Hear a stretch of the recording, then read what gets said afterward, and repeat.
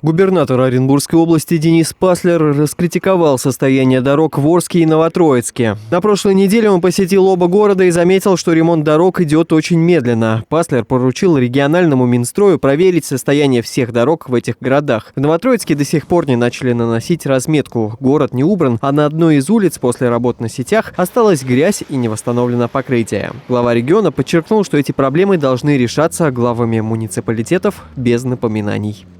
Все эти вопросы – ответственность глав муниципалитетов, с которыми они должны справляться в первую очередь. Это текущая работа, о которой никто не должен напоминать.